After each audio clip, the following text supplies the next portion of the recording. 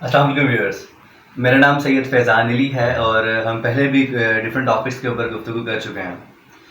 आज मैं बेसिकली मैंने जो टॉपिक आप लोगों के लिए चूज़ किया है वो बहुत ही ज़्यादा इम्पॉर्टेंट है हमारी लाइफ में, हमारी इकॉनमी को लेते हुए, हमारे मुल्की हालात को लेते हुए, विच इज़ डॉलर। ये वो टाइम है जब बड़े से बड़े बिजनेसमैन से लेके एक छोटे से छोटे रेडी वाले बिजनेस वाले तक डॉलर बहुत ज़्यादा इम्पोर्टेंट हो चुका है। अब अगर मैं बात करूं डॉलर की, तो डॉलर वो करेंसी है जो कि पूरी दुनिया में इस्तेमाल की जाती है ट्रेड के लिए। कोई भी कंट्री ऐसी नहीं है जो कि विदाउट डॉलर अपनी जो ट्रेड है उसको मैनेज कर सके। पाकिस्तान हो, ख्वाह वो चाइना हो, या वो कोई भी दुनिया की कंट्री हो सकती है, उनके जो मोस्टली जो ट्रांजेक्शन होती हैं वो डॉलर करेंसी में होती हैं। दैट्स वाई हम डॉलर को कह सकते हैं कि ये दुनिया में डॉलर की मोनोपोली है। नो डाउट अब इस टाइम पर कुछ ऐसी ब्लॉक्स बनने जा रहे हैं जिसकी वजह से हम देख सकते हैं कि इन फ्यूचर हो सकता है कि डॉलर की जो मोनोपोली है उसको ब्रेक किया जा सके। चाइना इसके ऊपर बहुत तेज़ी से काम कर रहा है, रशिया इसके ऊपर बहुत तेज़ी से काम कर रहा है। तो हो सकता है कि इन कमिंग फ्यूचर हम देखेंगे जो डॉलर ने अपनी इजारादारी कायम की हुई है अभी तक वो ख़त्म हो सके। लो, अब अगर हम बात करते हैं डॉलर की, डॉलर सबसे पहले लॉन्च किया गया था 1672 में, यानी कि सन 1672 में सबसे पहले डॉलर को लॉन्च किया गया। और उस टाइम में डॉलर लॉन्च किया गया था सिर्फ एक कॉइन की शक्ल में। आफ्टर दैट कुछ 70 ईयर्स की ट्रांसफॉर्मेशन के बाद 1860 में डॉलर को पेपर करेंसी की शक्ल दी गई। अब पेपर करेंसी को हम ग्रीन बैक भी कहते हैं बिकॉज के जो डॉलर का कलर है वो ग्रीन कलर का होता है, इसलिए हम उसको ग्रीन बैक भी कह सकते हैं। अब पाकिस्तान में तो जाहिर सी बात है कि आप सबको आइडिया है कि जो डॉलर की वैल्यू है वो अगेंस्ट द पीकेआर हम ट्रेड करते हैं। बट अगर मैं बात करूं इंटरनेशनल मार्केट की, सो इंटरनेशनल मार्केट में जाहिर सी बात है क्योंकि बेस करेंसी ही डॉलर है, तो कैसे हो सकता है कि डॉलर की वैल्यू को डॉलर में ही गेज किया जा सके? पॉसिबल ही नहीं है। एक बात मेरी याद रखिएगा, करेंसीज हमेशा अदर करेंसी के अगेंस्ट ही ट्रेड हो सकती है। अगर सेम करेंसी को किसी और से, यानी कि सेम करेंसी में ही हम अगर चेंज करेंगे तो वो करेंसी कन्वर्ट होगी, करेंसी ट्रेड नहीं हो सकती। हम करेंसी को चेंज करवा सकते हैं, पुराने नोट देके न्यू नोट ले सकते हैं। सो हमने जब भी करेंसी की अगर वैल्यू देखनी है तो हमें किसी और करेंसी में देखनी है। अब अगर हम इंटरनेशनल मार्केट की बात करें तो base currency is dollar. So dollar की वैल्यू को गेज करने के लिए जो इंडेक्स बनाया गया है इंटरनेशनल मार्केट में उसको हम डॉलर इंडेक्स के नाम से जानते हैं। इसका एक दूसरा नाम डिक्सी भी है, इसका एक और नाम डॉलर बास्केट भी है। हम डॉलर इंडेक्स को आगे लेके चलेंगे इस सारी बातचीत के अंदर। Dollar index basically 6 major currencies को मिलाकर बनाया गया। अब इस डॉलर इंडेक्स के अंदर जो मेजर पार्ट है वो यूरो का है। 57.6% की जो वेटेज है डॉलर इंडेक्स में वो यूरो की है। उसके बाद जो सेकंड मोस्ट इसकी वेटेज है वो जापानीज येन की है 13.6%। And after that pound sterling की उसमें एक वेटेज है जो कि 11.9% है। इसी तरीके से इसमें Canadian dollar, Swedish corona and Swiss franc, ये वो 6 करेंसीज हैं जिनकी वेटेज है डॉलर इंडेक्स के अंदर। अब डॉलर इंडेक्स ये वो चीज़ है कि जब ये स्ट्रेंथन होता है विच मीन्स के डॉलर स्ट्रांग हो रहा है, और डॉलर के अगेंस्ट ये 6 की 6 करेंसीज वीक हो रही होंगी। इनका आपस में इन्वर्स रिलेशन है। सो डॉलर इंडेक्स के स्ट्रांग होने से डॉलर वीक होगा, डॉलर इंडेक्स के वीक होने से डॉलर वीक हो रहा होगा। सो इंटरनेशनल मार्केट में जब भी हमने डॉलर की वैल्यू को गेज करना है सो हमें डॉलर इंडेक्स को देखना जरूरी है। ओके, अब अगर मैं बात करता हूँ, ज़्यादा पुरानी बात नहीं करते, हम बात कर लेते हैं लास्ट 5 to 6 ईयर की। बैक इन 2018 डॉलर ने इंटरनेशनल मार्केट में अप्रिशिएट करना शुरू किया। डॉलर इंडेक्स उस टाइम पर ट्रेड हो रहा था 88 पॉइंट्स पर। अब इंटरनेशनल मार्केट में अगर हम बात करें तो डॉलर जो अप्रिशिएट किया उसकी जो सबसे बड़ी वजह थी वो ये थी कि अमेरिका के सेंट्रल बैंक, जिसको हम फेडरल रिजर्व बैंक के नाम से जानते हैं, ये उनका एक सेंट्रल बैंक है। जैसे पाकिस्तान में स्टेट बैंक ऑफ पाकिस्तान है जो कि हमारी मॉनेटरी पॉलिसी को डिज़ाइन करता है, इंटरेस्ट रेट वगैरह को वेरी करता है। सेम लाइक दैट जो अमेरिका का एक सेंट्रल बैंक है वो फेडरल रिजर्व बैंक कहलाता है। फेडरल रिजर्व बैंक ने अपना इंटरेस्ट रेट 1.5% से बढ़ाकर 2.25% तक ले गए। अब याद रखिएगा, इंटरेस्ट रेट जब भी बढ़ता है आपकी करेंसी स्ट्रांग होती है। वो क्यों स्ट्रांग होती है? और ये मैं बात करूं डॉक्यूमेंटेड इकोनॉमीज की, ना कि अनडॉक्यूमेंटेड इकोनॉमीज लाइक पाकिस्तान। अभी हम इस इकोनॉमी की बात नहीं कर रहे हैं, हम बात कर रहे हैं डॉक्यूमेंटेड इकोनॉमीज की। डॉक्यूमेंटेड इकोनॉमीज मतलब कि जहां पे उनके हर एक चीज डॉक्यूमेंटेड होती है। इन्फ्लेशन नंबर, जीडीपी नंबर, आपका employment number, inflation number, each and everything आपकी डॉक्यूमेंटेड होती है। सो उन इकोनॉमी की अभी बात हो रही है। तो अमेरिका ने बेसिकली अपना इंटरेस्ट रेट हाई किया 1.5% से 2.25% तक, जिससे क्या हुआ, इकोनॉमी में से मनी सर्कुलेशन कम हो गई। जब इंटरेस्ट रेट बढ़ता है, जाहिर सी बात है कि उसको मैं आसान लफ्जों में आपको बताता हूँ। इंटरेस्ट रेट का मतलब कि शरह सूद, कि बैंक हमें क्या शरह सूद दे रहा है। पहले बैंक हमें 1.50% दे रहा था, अब बैंक हमें 2.25% दे रहा है। विच मीन्स कि अगर मैं अकाउंट में पहले 100 रुपये रखता हूं तो मुझे 1.5 रुपये आते थे, अब अगर मैं 100 रुपये रखूंगा तो मुझे 2.25 रुपये का फायदा होगा। सो अमेरिकन गवर्नमेंट जब भी इकोनॉमी में से मनी सर्कुलेशन को कम करना चाहती है तब अपने इंटरेस्ट रेट को बढ़ा देती है। इंटरेस्ट रेट का बढ़ना, जब एक चीज की सर्कुलेशन इकोनॉमी में से कम हो जाएगी, जाहिर सी बात है कि आपको भी आइडिया कि पाकिस्तान में अगर किसी भी चीज की शॉर्टेज हो जाती है तो उसके रेट्स बढ़ जाते हैं।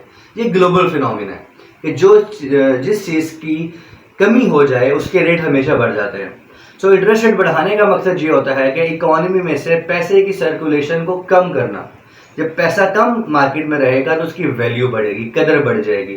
जब कदर बढ़ेगी तो ऑब्वियस बात है कि आपकी जो करेंसी है वो अप्रिशिएट करेगी।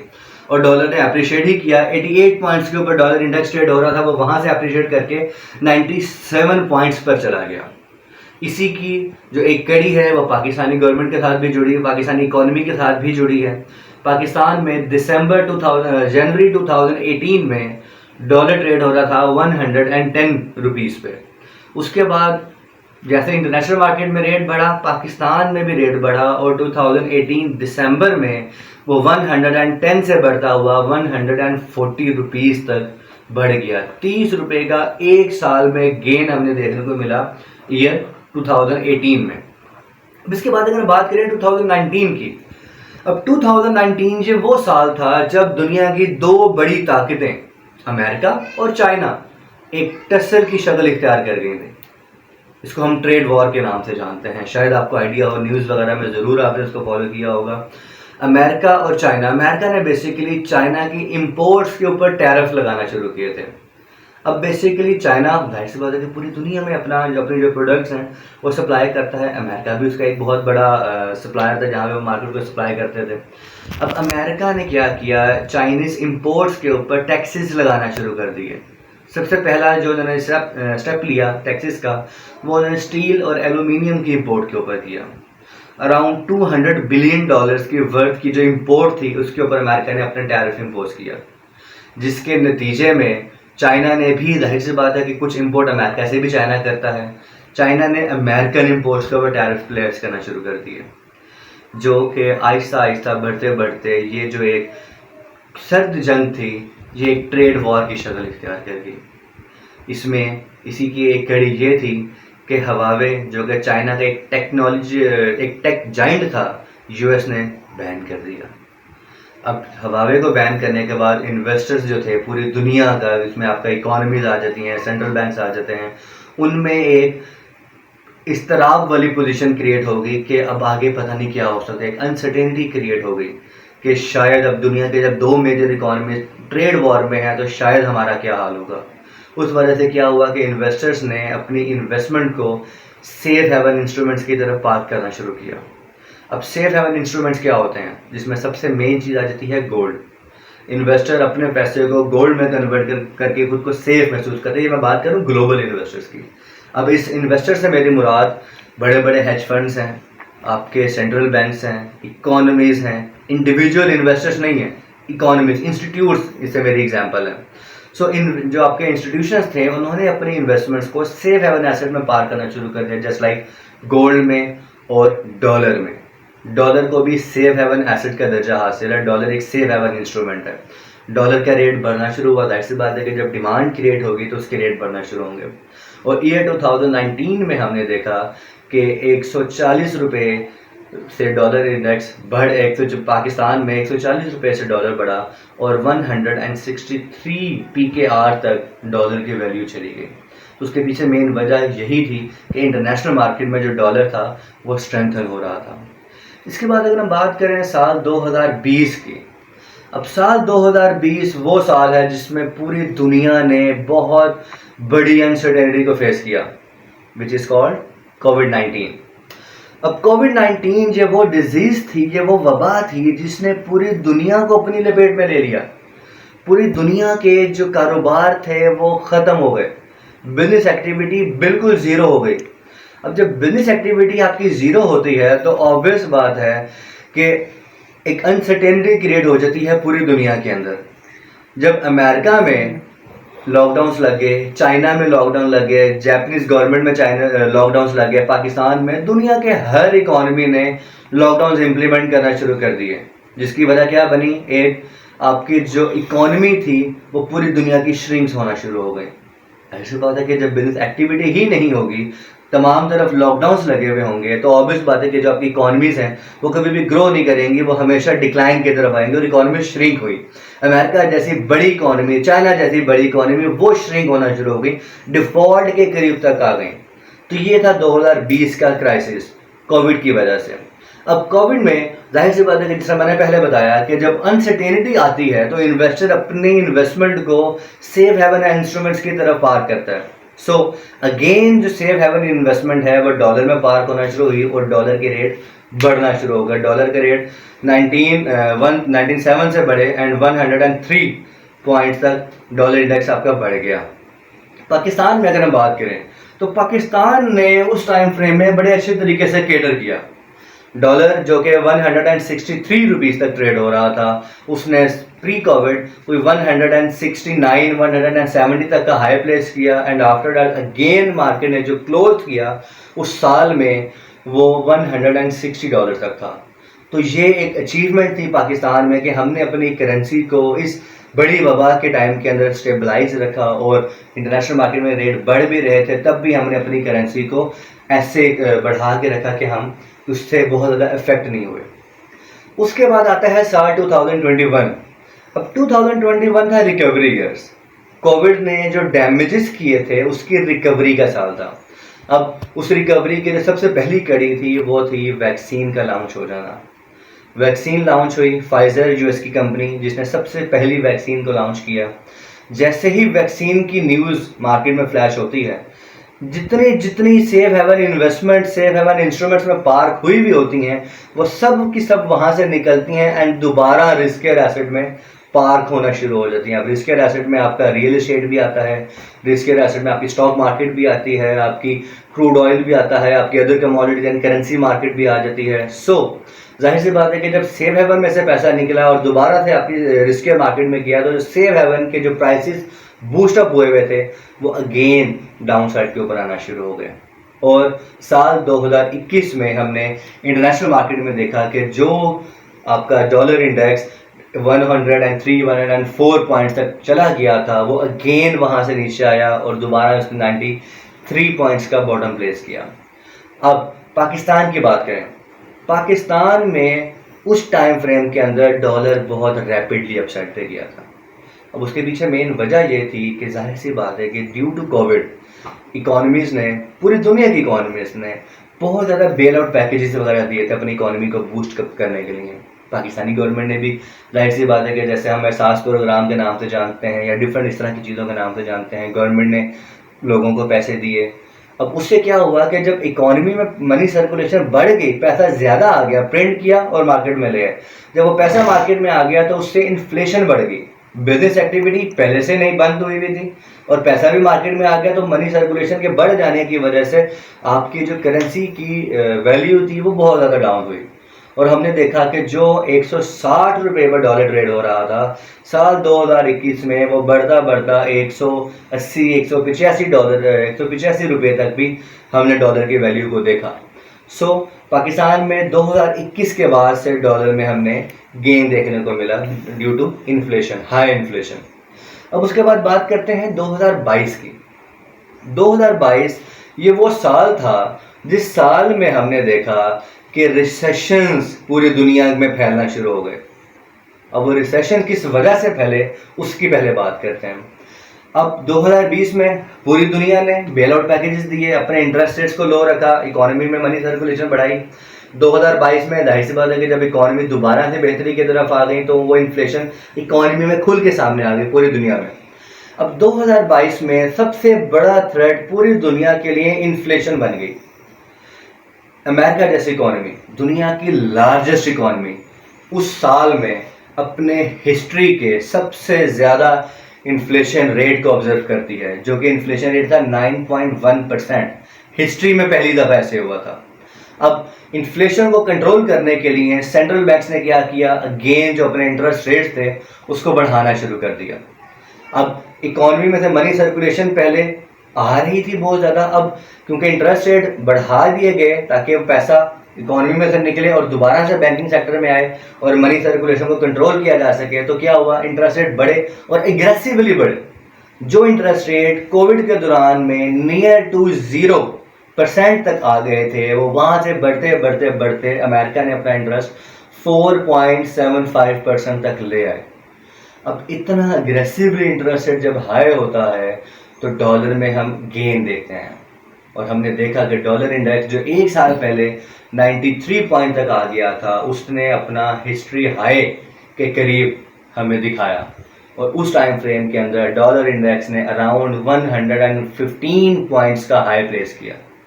अब उसके पीछे एक और मेन रीज़न वो ये थी कि सन 2022 में रशिया जो कि एक सुपर पावर है, उसने अटैक किया यूक्रेन के ऊपर। अब यूक्रेन को सपोर्ट हासिल है नेटो का। जब रशिया ने यूक्रेन के ऊपर अटैक किया तो फिर दोबारा से एक अनसर्टेनिटी क्रिएट होगी कि क्या पता कि हो सकता है कि रशिया और नेटो आमने सामने आ जाए, बिकॉज के जो नेटो है वो एंटी रशिया है, और रशिया ने बेसिकली नेटो को ही अपने करीब आने से बचाने के लिए यूक्रेन के ऊपर अटैक किया था, बिकॉज कि यूक्रेन जो था वो नेटो का हिस्सा बनने जा रहा था, और जो रशिया कभी भी नहीं चाहेगा कि यूक्रेन नेटो का हिस्सा बने और नेटो उसके डोर स्टेप के ऊपर आगे खड़ा हो जाए, बिकॉज उसके थ्रेट है रशिया को नेटो से। तो क्या हुआ कि अगेन अनसर्टेनिटी और सेफ हेवन बाइंग हमने दोबारा गोल्ड के अंदर देखी, डॉलर के अंदर देखी, डॉलर के प्राइसेस बढ़ी। अब एक तरफ तो इंटरेस्ट रेट भी बढ़ रहे थे और दूसरी तरफ तो आपके सेफ हेवन बाइंग भी बढ़ रही थी, तो जिसकी वजह से हमने डॉलर में बहुत ज़्यादा एप्रिसिएशन देखी। उसका इम्पैक्ट हमारी पाकिस्तानी करेंसी के ऊपर भी बहुत ज़्यादा आया।